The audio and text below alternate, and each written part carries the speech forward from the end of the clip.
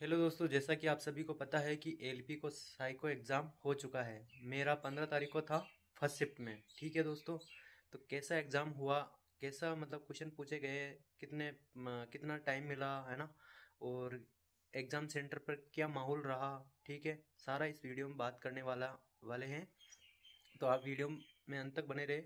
तो दोस्तों, अ, मेरा एग्ज़ाम 15 तारीख को था, सेकंड फर्स्ट शिफ्ट में। ठीक है, तो हम अंदर गए तो हमें मतलब सबसे पहले जो वो एक हेडलाइन लिखनी होती है जो कंप्यूटर स्क्रीन पे चल रही है ना, तो उसके लिए पेन दिया गया था। ठीक है, तो पेन हमने लिया और फिर वो लिखा और हमने साइन वाइन किए।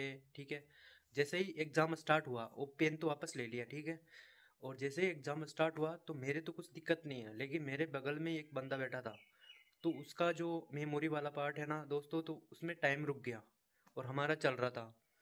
तो उन्होंने उनको मतलब बुलाया कि मेरा टाइम रुक गया है, तो फिर वो आए। उन्होंने कंप्यूटर को रिस्टार्ट किया था, तो उनको मतलब 5-7 मिनट लेट हो गया था। तो हमने सोल्व कर लिया फर्स्ट बैटरी, तब वो सोल्व कर रहा था। मतलब हमने जब सोल्व कर रहे थे तो वो आराम से देख सकता था, मतलब देख रहा था, है ना। तो ये ऐसी ऐसी ऐसी दिक्कत आ रही है। और फिर मेरा मेमोरी फर्स्ट हुआ। फिर उसके बाद में बैटरी मतलब जो डायरेक्शन वाला आया था घड़ी, तो वो चल रहा था। तब वो उनका रेस्ट टाइम चल रहा था, तो आराम से वो देख सकता है। ठीक है, तो ऐसी ऐसी प्रॉब्लम चल रही थी। तो मेरे पार्ट जो पहला पार्ट है उसमें मैंने किए थे, पूरे चॉइस में से चॉइस कर लिए से आराम से इजीली आया था। तो पूरे में से पूरे अटेम्प्ट हो गए। और दोस्तों, बैटरी टू की बात करें, मतलब डायरेक्शन की बात करें, तो उसमें मैंने टोटल 19 क्वेश्चन किए थे। 3-4 मैंने 3 या 4 तुक्के लगा दिए थे। बाकी एग्जैक्टली नहीं कह सकते हैं कितने सही जाएंगे। ठीक है, वो तो रिजल्ट आएगा तब पता चल जाएगा। और दोस्तों, बैटरी थ्री की बात करें, मतलब फिडन क्यूब की, तो उसमें मैंने टोटल 50 में से 50 ही किए थे। ठीक है, पूरे किए थे। अब पता नहीं, क्योंकि उसमें थोड़ा सा मतलब कोना दिख रहा था मतलब क्यूब का, तो वो भी मैंने गिन तो लिए हैं। अब देखते हैं क्या हो सकता है। मतलब लिए तो मैं मिनिमम लिया, लेकिन जो कोना भी दिख रहा था मतलब थोड़ा थोड़ा सा, इन एग्जैक्टली हम नहीं कह सकते कि भाई दिख रहा है, तो इसलिए मैंने उसको गिन लिया था। ठीक है, और अब बैटरी फोर्थ की मतलब सिमिलरिटी टेस्ट की बात करें, मतलब प्लेसमेंट की बात करें, फिगर प्लेसमेंट, तो उसमें मैंने टोटल 58 क्वेश्चन किए थे 60 में से। 2 क्वेश्चन छूट गए थे। बाकी लमसम में सही है, अप्रोक्स 55 के करीब उसमें सही हो जाएंगे। ठीक है, और लास्ट बात करें सिमिलरिटी टेस्ट में, तो उसमें दोस्तों मतलब पार्ट मतलब 30 मतलब बेहतर है, तो 36 36 दे रखे थे तो पहले पार्ट में। ठीक है, पहले पार्ट को मैंने कर लिया आराम से। फिर पार्ट जैसे ही 36 वाले पार्ट भी में गया, तो फिर मेरे मतलब मैं पहुंचा था 61 तक। ठीक है, 61 या 62 तक हो पाया है।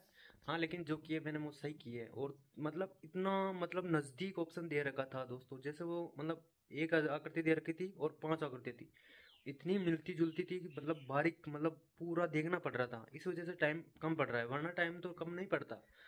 ठीक है दोस्तों, मतलब ऐसे ऐसे क्वेश्चन थे उसमें, आराम से हो जाएगा। लेकिन मुझे बैटरी टू है जो डायरेक्शन वाला, उसमें थोड़ा डाउट लग रहा है, पता नहीं, क्योंकि उसमें गलत भी हो सकते हैं क्योंकि तुक्के भी लगा दिए। और एक पता नहीं कैसे, मतलब ऐसे ऐसे दिक्कत हुई तो गलत हो सकते हैं, कुछ कह नहीं सकते है ना। तो वो रिजल्ट आने के बाद ही पता चलेगा। और बहुत सारे बंदों को दिक्कत हो चुकी है, मतलब साइको के एग्जाम में।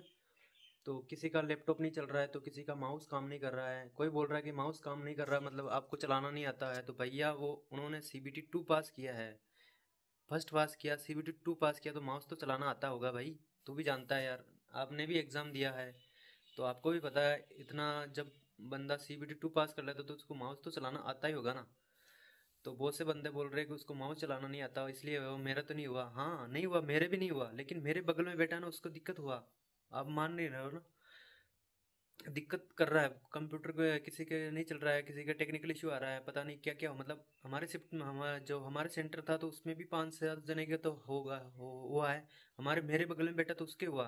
तो ऐसे ऐसे किसी का तो हुआ है ना, तो उसका कंप्यूटर चेंज किया है, ऐसे ऐसे। और सुनने में आ रहा है कि मतलब पेपर लीक हो चुका है, मतलब पूरे जो पार्ट मेमोरी होते हैं ना, फर्स्ट मेमोरी, तो उसका मेमोरी का पूरा एग्जैक्टली बना दिया था और उसका लोगो भी लगा हुआ है उस पेपर पे।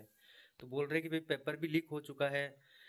अब आपकी राय में मतलब री एग्ज़ाम होना चाहिए कि नहीं होना चाहिए?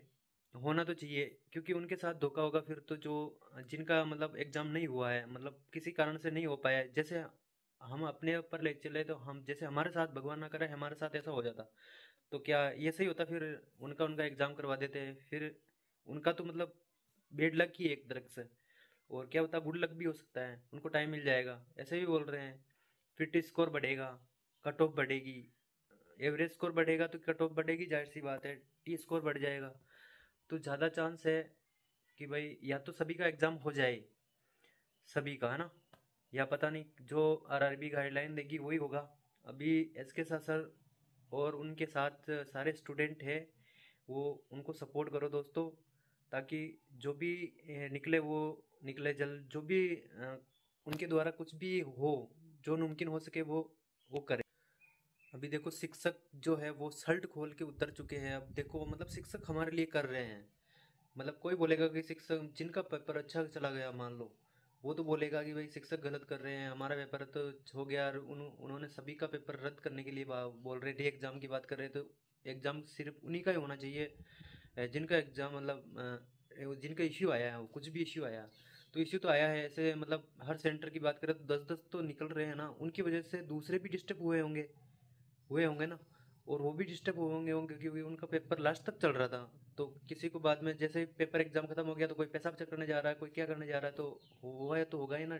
टेक्निकल इश्यू की वजह से बहुत सारे को प्रॉब्लम हुई है, और किसी को पेन दे दिया गया है, किसी को पेन कॉपी मतलब पेपर भी दे दिया गया था पेन के साथ में। सोचो मतलब टी स्कोर, इससे बहुत ज़्यादा फर्क पड़ेगा। तो इनको मतलब आरआरबी को इतना ध्यान देना चाहिए, ऐसा ऐसे इश्यू नहीं आने चाहिए भैया।